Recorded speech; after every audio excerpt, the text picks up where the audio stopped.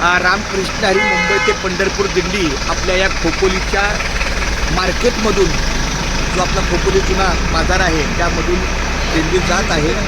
आणि त्यानंतर ही दिंडी आता बघा आपली मेन कमानी जी आहे खोपोली कमानी त्याच्या बाहेर पडून जात आहे.